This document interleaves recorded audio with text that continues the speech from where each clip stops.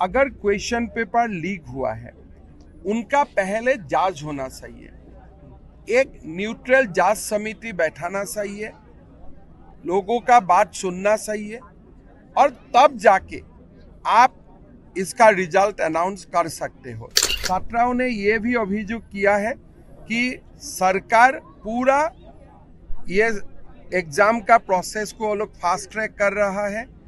ये लोग जल्दी जल्दी रिजल्ट देना चाहते हैं और 10 तारीख का पहले नियुक्त भी करना चाहते हैं। मैं मुख्यमंत्री जी को निवेदन करूंगा कि आप कृपया ये सारे बात को आप जांच कीजिए। कोई जबरदस्त करने का जरूरत नहीं है, एक एक करके सबका बात सुनिए और एक सिद्धांत में आइए। आदिवासी घटा है, ये डेमोग्राफी सेंस बोलता है। मुसलमान जनसंख्या बढ़ा है, ये डेमोग्राफी सेंस लगता है। हेमंत सोरेन जी को शायद डेमोग्राफी का बारे में वो पढ़ा नहीं है। अगर आप अपने आप को प्रूव नहीं कर सकते हो कि मैं भारत का नागरिक हूं, तब आपको कानून का रास्ता से ही हम धक्का मार मार के बांग्लादेश भेज दूंगा। खुद ही बोल रहा है आदिवासी संख्या घट रहा है और बोल रहा है कि डेमोग्राफी चेंज नहीं हुआ। दोनों बात तो सच नहीं हो सकता है। तो हेमंत सोरेन जी शायद अभी वो पावर का मोह में दुख दर्द अपना बताएं, क्या कहिएगा इसमें? देखिए, मैं तो यहाँ एक अलग कार्यक्रम के लिए आया था। छात्राओं ने मुझे मिला और सारे लोगों ने ये दुख जताया कि जो JSSC का एग्जाम हुए थे उनका क्वेश्चन पेपर लीक हो चुका था और एक एक क्वेश्चन पेपर के लिए वो लोगों का मानना है कि 28 लाख से 35 लाख रुपया तक भी धांधली हुआ है। छात्राओं ने चेयरमैन से मिला और उनको जांच का रिक्वेस्ट किया कि ये मामला को आप लोग जांच कीजिए, लेकिन वो लोगों ने जांच नहीं किया, तुरंत आंसर की जारी कर दिया। छात्राओं ने यह भी अभियोग किया है कि सरकार पूरा ये एग्जाम का प्रोसेस को वो लोग फास्ट ट्रैक कर रहा है। ये लोग जल्दी जल्दी रिजल्ट देना चाहते हैं और 10 तारीख का पहले नियुक्त भी करना चाहते हैं।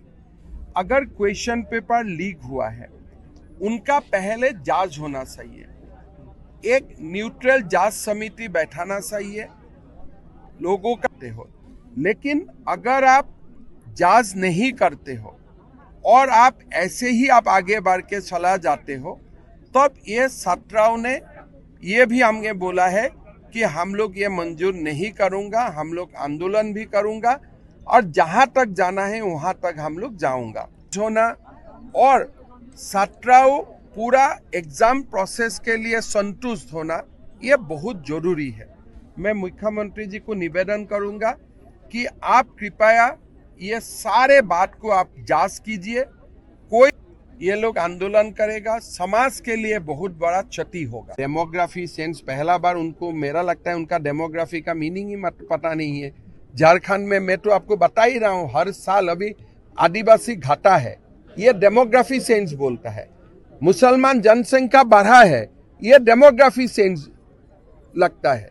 हेमंत सोरेन जी को शायद डेमोग्राफी का बारे में वो पढ़ा नहीं है। खुद ही बोल रहा है आदिवासी संख्या घट रहा है और बोल रहा है कि डेमोग्राफी चेंज नहीं हुआ। दोनों बात तो सच नहीं हो सकता है। तो हेमंत सोरेन जी शायद अभी वो पावर का मोह में, समता का लालच में वो बहुत ज्यादा डूब चुका है। आदिवासियों के लिए चिंता करने का उनका शायद अभी समय नहीं। अभी तो पितृपक्ष चल रहा है, 2 तारीख पितृपक्ष का खत्म होगा। उसका बाद मेरा लगता है कि नया वातावरण बनेगा और नया नया लोग हमसे जोड़ेगा। हाईकोर्ट ने कहा है कि जमीन का दस्तावेज देख के लोगों का सही और गलत का, देखिए, एक जमीन का दस्तावेज देखे, लेकिन मेरा मानना है वोटर लिस्ट देखने से ही आजकल बहुत बढ़िया कंप्यूटर फॉर्मेट है।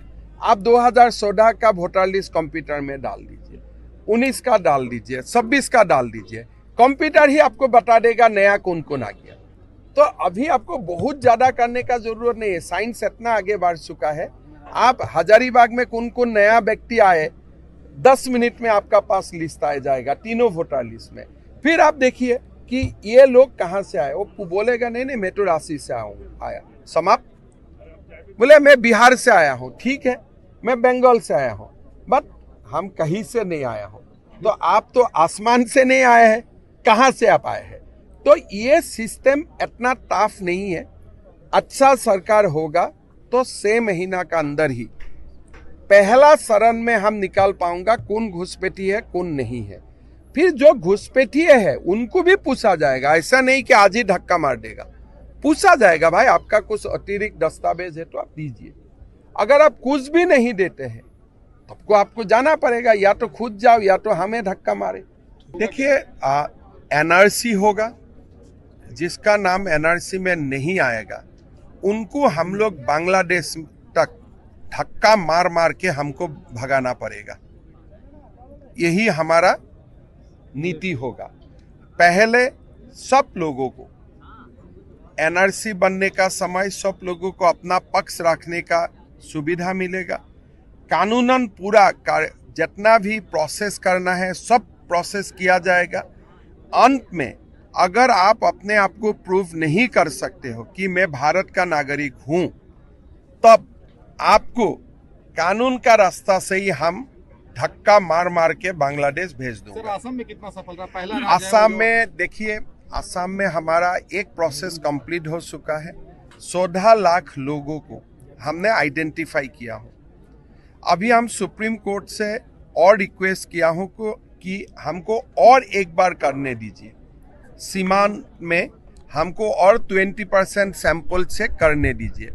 पहला चरण में ही हमने 14 लाख लोगों को आइडेंटिफाई किया जो प्रथम दृष्टि में भारतीय नागरिक नहीं है। अगर सुप्रीम कोर्ट से हमें दूसरा रिवीजन का अनुमति मिल जाते हैं तब वो संख्या और बढ़ेगा। अभी तक जो संख्या हुआ है पहला चरण का एनआरसी से, ये लगभग 14 लाख और 15 लाख का बीच में है।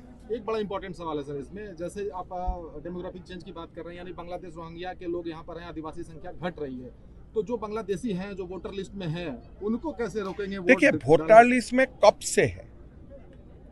आप वोटर लिस्ट में 2026 में है, 2021 में है, उसका पहले आपका नाम कहाँ था? अगर आप भारत का नागरिक है, आपका उम्र 40 साल है, 2026 में आपका नाम झारखंड में है, 2021 में आपका नाम झारखंड में है, इसका पहले नाम कहाँ थे? वही पूरा खेल है। हम लोग 2001 से वोटर लिस्ट का जांच करूंगा। भाई ये बंदा का यहाँ नाम नहीं था, से में नाम है, से में नहीं था, 14 में है, 14 में नहीं था, 21 में है। पहले आप कहाँ था? अगर वो बता देते हैं कि पहले मेरा नाम बिहार में था, पहला मेरा नाम बंगाल में था, पहले मेरा नाम असम में था, मेरा नाम दिल्ली में था, तब ठीक है, कोई आपत्ति नहीं। लेकिन अगर दिखा नहीं सकता है कि पहले हमारा नाम कहाँ है, तब तो प्रथम दृष्टि में आपका ऊपर संदेह जाएगा ही जाएगा। फिर आपको ट्राइब्यूनल का सामने प्रूव करना है कि भाई आप झारखंड आने का पहले आप कहाँ थे। तो ये बहुत साइंटिफिक प्रोसेस है और ये प्रोसेस को सुप्रीम कोर्ट मोहर लगा के रखा हुआ है। इसमें किसी का कष्ट नहीं होते हैं। और जैसे जो भी नया लोग वोटर लिस्ट में आया है, खाली वही लोगों को जांच किया जाएगा।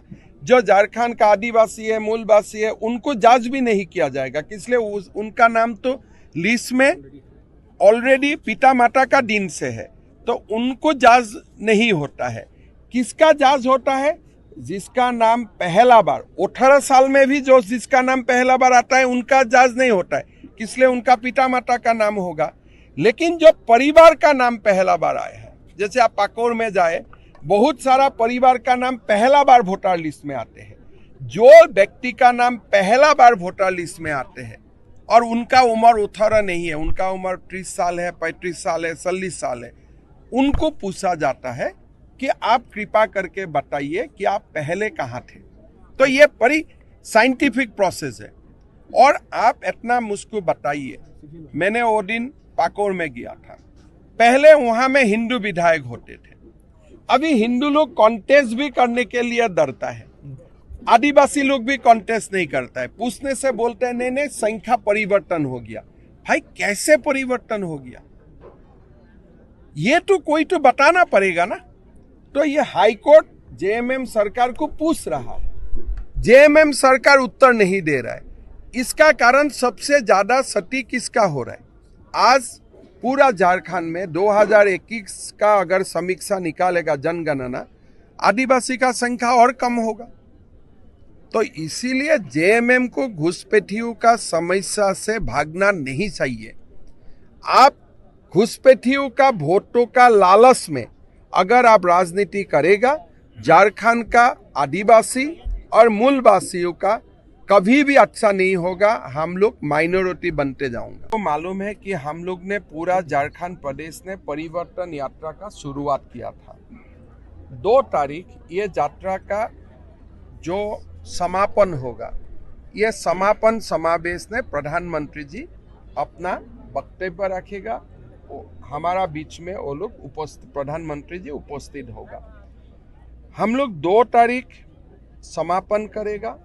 3 या 4 तारीख सुबह हमारा मैनिफेस्टो का की पॉइंट हम लोग जारी भी कर दूंगा, और साथ साथ में हमारा चुनाव कमेटी का बैठक भी शुरू हो जाएगा।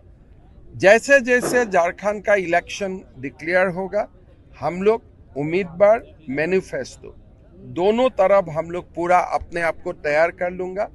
ये परिवर्तन यात्रा का जो समापन हजारीबाग में होने जा रहा है, ये हमारे लिए एक बहुत बड़ा दिन होगा। प्रधानमंत्री जी का रैली में सब लोग आए, प्रधानमंत्री जी को सुने, इसके लिए मैं सबको निवेदन करूंगा। 2014 में भी परिवर्तन यात्रा निकाला गया था, जिसके बाद रघुवर सरकार बनी, लेकिन रघुवर सरकार कहीं ना कहीं विफल हो गई और रघुवर दास खुद हार गए। देखिए, 2019 का बाद 2019 में ही समाप्त हो गया। जेएमएम बहुत ज़्यादा हिस्ट्री पढ़ता है। मैं जेएमएम को निवेदन करूंगा, ज़्यादा अतीत मत देखो, भविष्य का तरफ देखने का कोशिश करो।